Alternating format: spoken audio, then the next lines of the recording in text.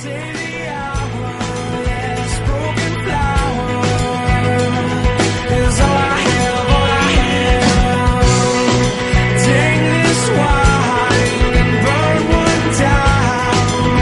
What I'm looking for, I haven't found. Say the hour. This is the Phil Taylor Jones Show, and we're going to be talking about something that has blown up in the news, as I figured it would. And, well, it's just a crazy, crazy ride. So, as usual, come on and join us for this crazy ride as we jump into what's going on in the Decision 16 ever-changing picture. I'm Phil Taylor Jones, your host, and strap on tight for this one, folks, because it's nutty.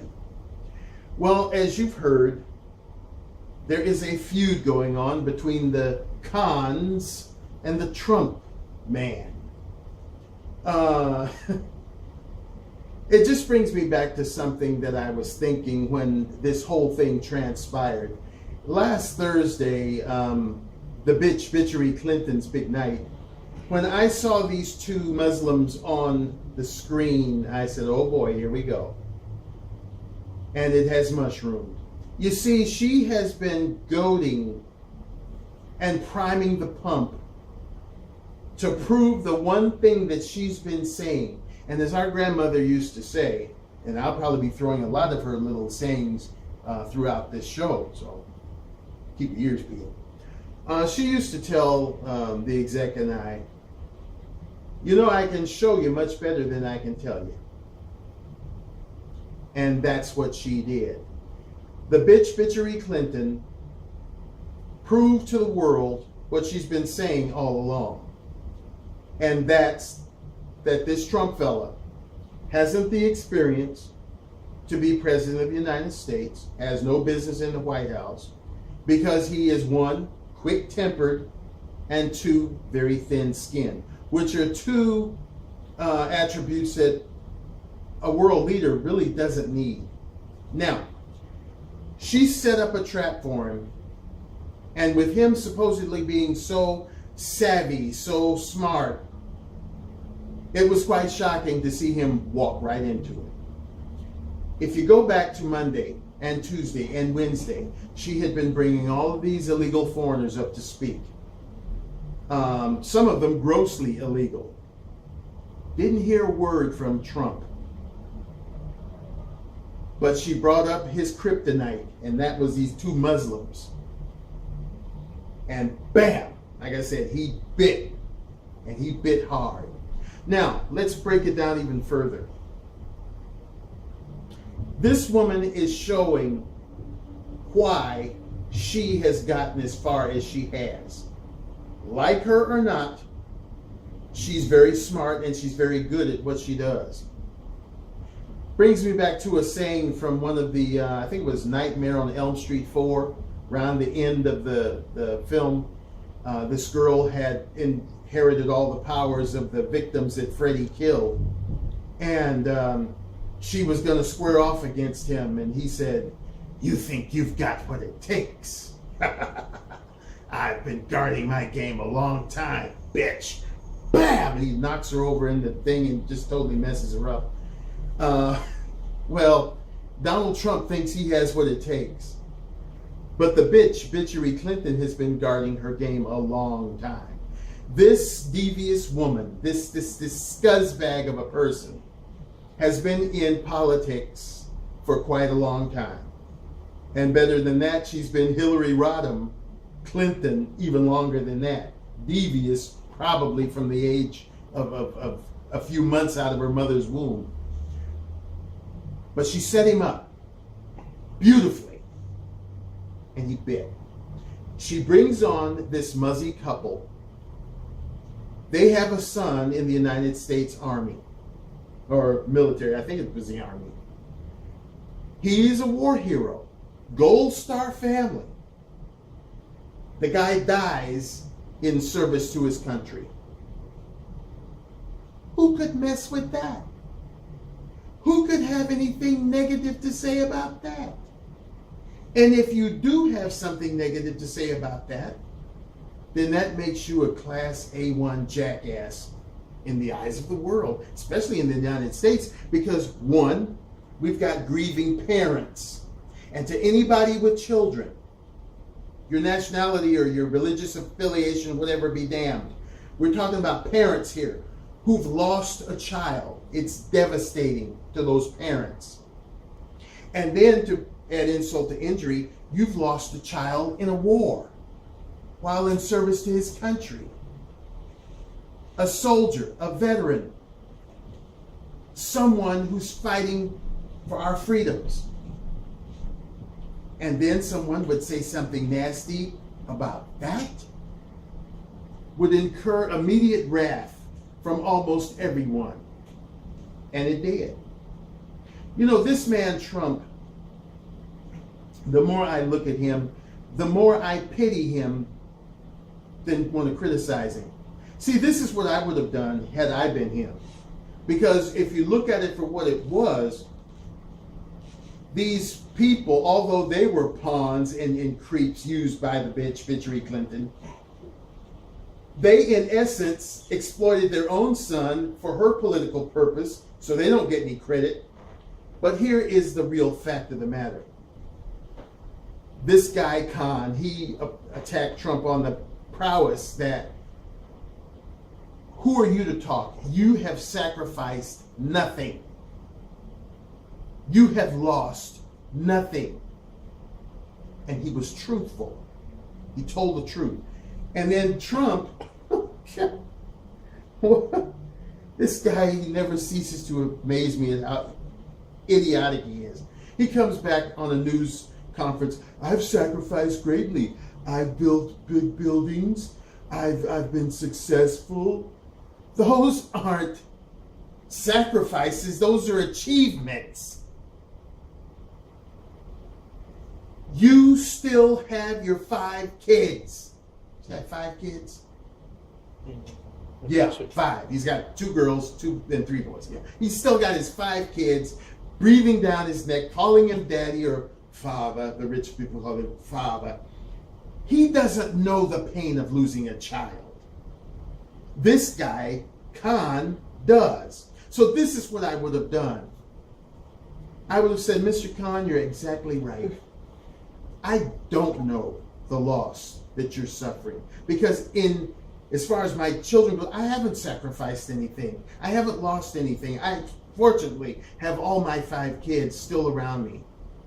But if I were to lose one of my kids, God forbid, or whoever he believes in forbid, I would hope that I would have the dignity and the honor that you've shown your lost son, your lost war hero.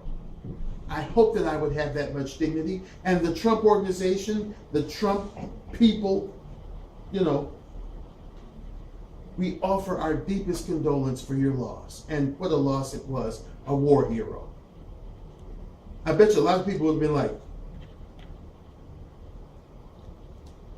who is that guy? And what did he do with Donald Trump? That would have been the intelligent way. It wasn't going to mean that he had fallen over to the muzzy side. Doesn't mean that he was trying to be politically correct. It means he was trying to be human. One human to another human. As I also heard in the movie, you lousy bastard, ain't you got no feelings? When they said that they lost a son, it transcended political barriers. It transcended muzzy barriers or American barriers or what have you. It was apparent. And as a parent, as a grandparent, you would have thought that he would have understood that. But I don't know what this guy uses for brains.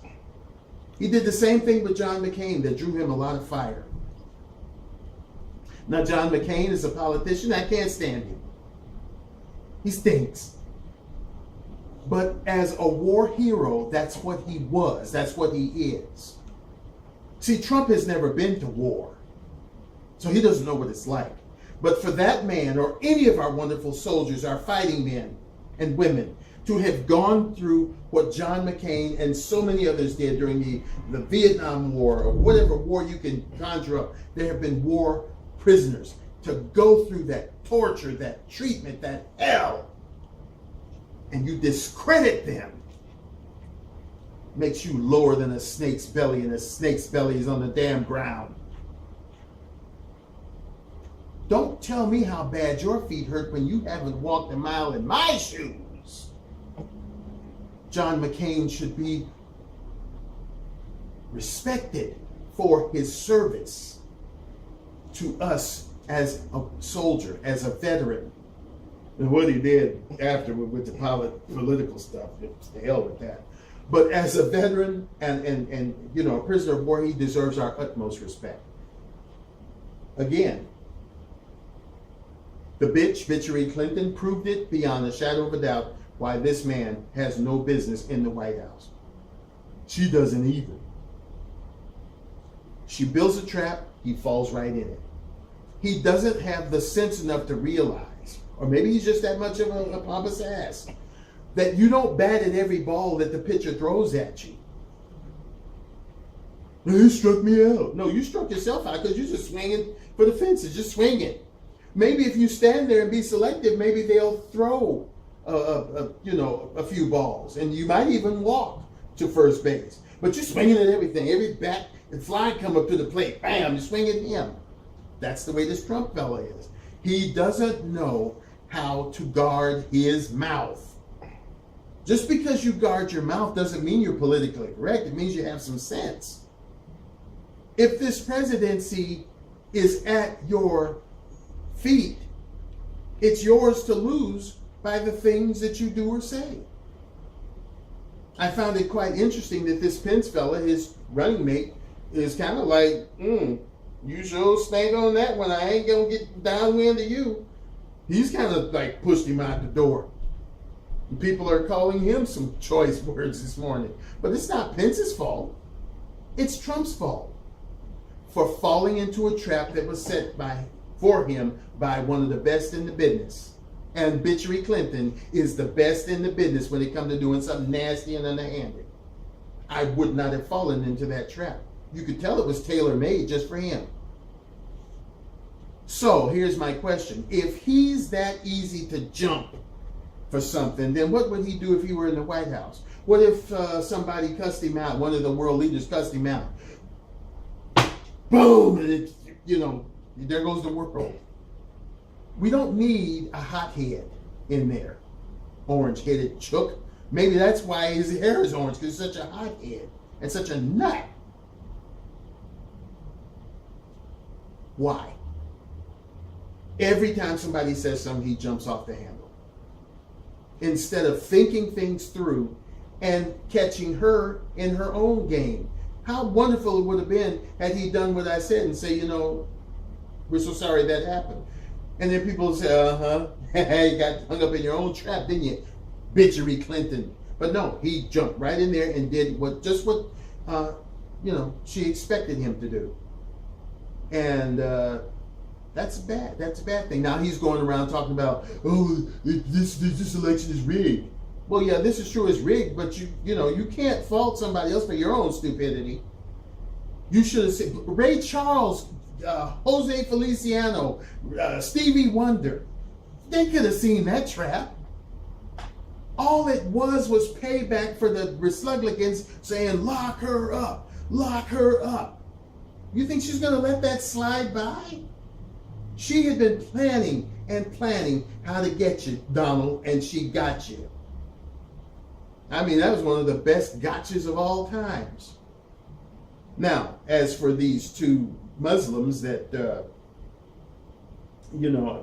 helped her orchestrate this, their noses aren't clean. They never are. This guy is in scandal up to his butt. He's part of the Muslim Brotherhood. He's trying to get the Sharia law in, and boy, wasn't he so convincing when he was on the news. We don't have Sharia law. We don't need that. It would be going against everything in the United States. And the United States law, and had a copy of the Constitution in his pocket. Oh, brother. This whole political decision 2016 is nothing but a farce. A mess. A total mess. And anybody with an ounce of brains would then begin to look at these two with very jaded eyes. both Bitchery Clinton and this Trump fella. Neither one of them, should be anywhere near politics. We're in enough trouble as it is. If you look at this establishment politicians, these establishment parties, they offer you nothing but crap. They've offered us nothing but crap for the past 16 years. 16 years we've put up with this garbage from Bush. These wars we're in now was part of his mess because he wanted to vindicate his dried up father, George W. Herbert Walker Bush, when he screwed up over there with Saddam Hussein. So we had 8 years of this. Well, actually, if you look back with him, we had 20 years of it.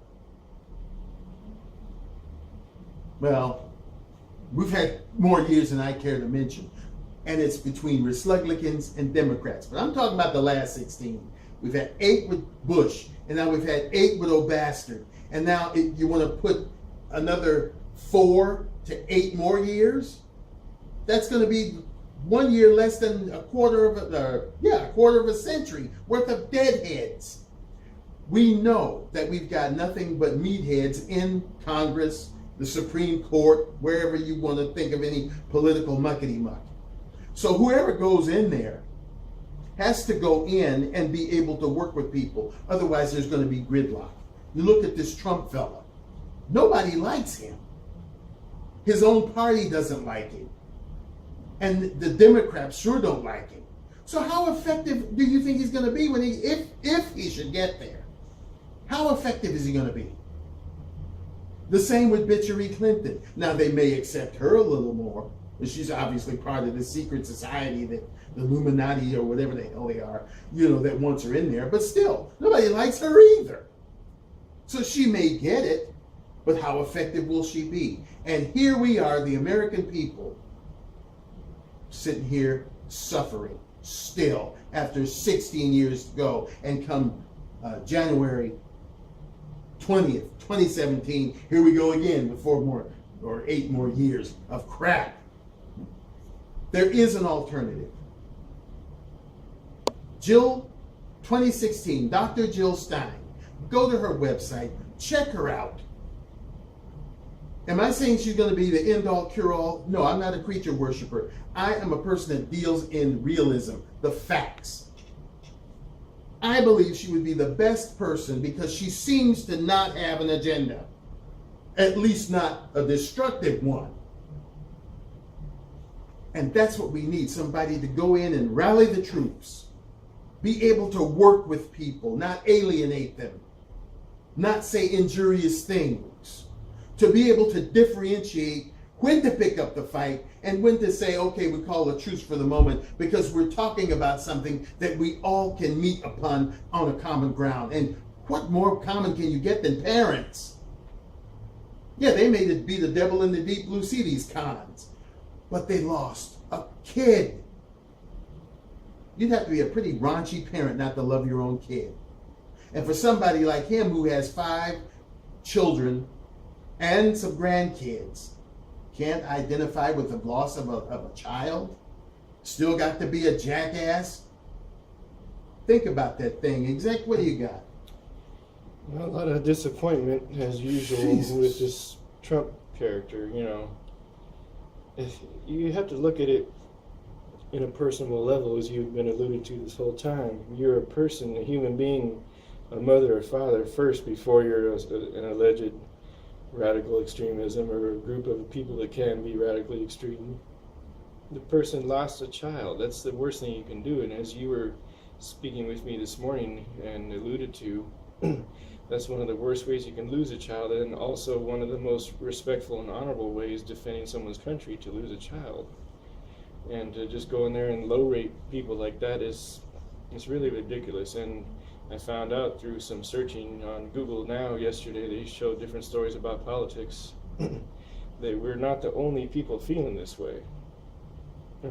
This article will also be posted, as well as Jill Stein information in the description, but this is by a gentleman named Robert Kagan, and he's a senior fellow at the Brookings Institution and contributing columnist for the Washington Post. It's an article called "There is Something Very Wrong with Donald Trump," and he's thinking along the same lines as we do. You don't take a crack, as you alluded to, at every single person who criticizes you, and you don't especially pick fights that you can't possibly win, such as against a grieving Gold Star mother or a general. It's simply not in your best interest to do so. There's too many things he's been doing that doesn't equal sanity, is what they're trying to allude to, or he's trying to allude to. One wonder, this is one of the paragraphs in the beginning, one wonders if Republican leaders have begun to realize that they may have hitched their fate and the fate of their party to a man with a disordered personality. We can leave it to the professionals to determine exactly what to call it. Suffice to say that Donald Trump's response to the assorted speakers at the Democratic National Convention has not been rational. And later, further on, it goes on to say, and I'm paraphrasing here, if only to avoid compounding the damage. That's said before. You don't have to actually respond to everything. Trump is, in this respect, unlike a normal politician. A normal politician knows that no matter how much criticism gets under the skin, the thing to do is smile and wave it off. You don't have to mean it. You don't even have to appear to mean it. But it is what you do, if only to avoid compounding the damage, and that's what he's done. I think this is a blow to his political career that is going to be very devastating. And all the different things he's done, making fun of I think it was a former mayor of New York that had the disability. No, it was a reporter. A reporter that had disability. I didn't do that, But he did make fun of the statue of a former mayor of New York as well. And all these different things he's done, making fun of the father of Ted Cruz and also his wife, or maybe that was the other gentleman's wife. No, he did say some things about Ted Cruz and Raphael Cruz. Ted Cruz's father, and his father too, yeah. Even humiliated Chris Christie after he, in quoting this reporter's person, even after Chris Christie has lain down before him, basically supported him. He goes on to say that many of his supporters admire him for his bold challenge to political correctness, but his political incorrectness may be only an unintended side effect of his malady, if I said that right. Some of the insults he fires back at his critics are politically incorrect. The racist and misogynist taunts, some of it can be perceived as racist and bully. Bully, I've heard equated to him, and I don't like bullies. Mm-hmm. It's not really politically incorrect to say that a prisoner of war is not a hero because he got captured. That's what happens in war. He's trying to help serve and save our country and keep our freedoms intact, and you don't insult someone like that. Both of us have a high respect for our war veterans and the ones currently in the war trying to protect us, and you just don't, there's some things you just don't cross the line as a human being, showing disrespect to someone like that, and someone that's lost their life because of trying to do that. It's really ridiculous, and I think we gotta get this show cut off because the battery's running really low, so let's try to cut this short. Okay, well, the guy is wrong on so many levels, and we're gonna see you next time on the Phil Taylor Jones Show. We don't want to go black on you, so take care, stay safe, and we'll see you here next time. Bye-bye.